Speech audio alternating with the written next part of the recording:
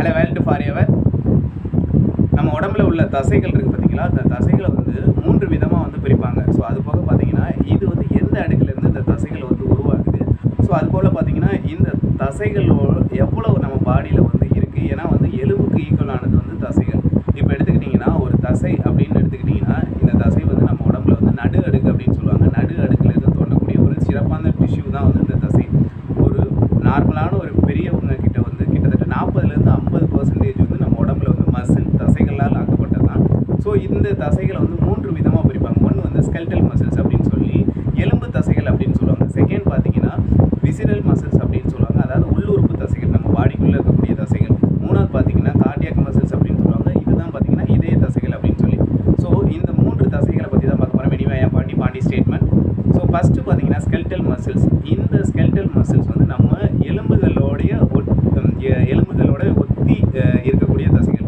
இப்போ வந்து நம்ம சிக்கன் மட்டன்லாம் சாப்பிடும்போது அந்த எலும்பு பக்கத்தில் இருக்கக்கூடிய ஒரு சில அந்த கறி மாதிரி இருக்கும் பார்த்தீங்களா தசைகள், அந்த மசில் தான் நம்மளுடைய பாடியிலையுமே வந்து அதே மாதிரி இருக்கக்கூடிய தசைகள் வந்து ஸ்கெல்டல் மசில்ஸ் அப்படின்னு சொல்லுவாங்க. இந்த தசைகள் வந்து நீங்கள் மைக்ரோஸ்கோப் மூலியமாக பார்க்கும்போது இது வந்து வரி தசைகள் போல், வரிப்பட்டை போல் இருக்கும். அது வந்து காட்சியளிக்கும். ஸோ இது பார்த்தீங்கன்னா டேரெக்டாக நம்மளுடைய நர்வ்ஸ், அதாவது நரம்புகளுடைய கட்டுப்பாட்டோடைய இயங்கக்கூடிய தசைகள். இதனால இது வந்து வேலண்ட்ரியாக இருக்கும். ஸோ அது வந்து அதுக்கு கீழே இயங்கும். இது வந்து தன்னார்வம் மிக்கக்கூடிய தசைகள் அப்படின்னு சொல்லுவாங்க. இது வந்து எல்லாமே வேலண்ட்ரி மசில்ஸ், அந்த டேரெக்டாக நரம்பு கண்ட்ரோலோடு இருக்கக்கூடிய தசைகள். இந்த தசைகள் எல்லாமே வந்து ஸ்கெல்டல் மசில்ஸ்.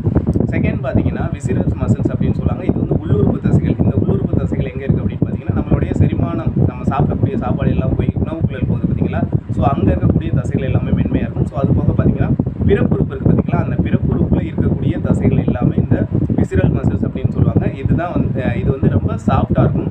ஸோ இனப்பெருக்க பாதையில் நம்மளுடைய கேமிட்ஸ் எல்லாமே, இனப்பெருக்க கேமிட்ஸ் எல்லாமே எடுத்துகிட்டு போகிறதுக்கு மென்மையாக இருக்குது. அதே போல் நம்மளுடைய சாப்பாடு எல்லாம் எடுத்துகிட்டு போகக்கூடியதுக்கு வந்து மென்மையாக இருக்கக்கூடிய தசைகள் தான் இந்த விசிரல் மசில்ஸ் அப்படின்னு சொல்லக்கூடியது. இது பார்த்தீங்கன்னா நீங்கள் மைக்ரோஸ்கோப்பில் பார்க்கும்போது இது வந்து வரிப்பட்டை போல் இருக்காது. இது வந்து டைரெக்டாக வந்து இன்வாலண்ட்ரி கண்ட்ரோலாக இருக்கும். இது வந்து அந்த நரம்பு கண்ட்ரோலுக்கு கீழே இயங்காது. இது வந்து தன்னார்வம் இல்லாத தசைகளாக தான் செயல்படும். ஸோ இதனால தான் இன்வாலண்ட்ரி கண்ட்ரோலாக இருக்கும். ஏன்னா டேரெக்டாக அது நான் எந்த டைமுக்கு இது பண்ணணும் அப்படின்லாம் கிடையாது. இது டேரெக்டாக எப்போ நம்ம சாப்பிடும்போது உள்ளே போகுது. ஸோ இது வந்து நரம்பு அந்த கட்டுப்பாடுக்கு கீழே வந்து இயங்காது. மூணாவது பார்த்தீங்கன்னா கார்டியாக் மசில்ஸ் அப்படின்னு சொல்லக்கூடிய இதய தசைகள். இது வந்து நமக்கு எல்லாருக்கும் தெரிஞ்ச மாதிரி நம்மளுடைய இதயத்தில் இருக்கக்கூடிய தசைகள். பட் இதுவுமே வந்து இன்வாலண்ட்ரி மசில்ஸ் மாதிரி தான். இது வந்து நரம்பு கட்டுப்பாடு கீழே இயங்காது. பட் இது வந்து ஆக்சுவலி வரிப்பட்டை போல் வந்து தென்படக்கூடிய ஒரு தசைகள். ஸோ இந்த 3 தசைகள், 3 மசில்ஸ் வந்து நம்ம பாடியில் வந்து இருக்குது. ஒன்று ஸ்கெல்டல் மசில்ஸ் வந்து இருக்குது, விசிரல் மசில்ஸ் இருக்குது. மூணாவது பார்த்தீங்கன்னா கார்டியாக் மசில்ஸ் அப்படின்னு சொல்லக்கூடியது. நம்ம பாடியில் கிட்டத்தட்ட 50% வந்து மசிலால் நிரப்பப்படும்.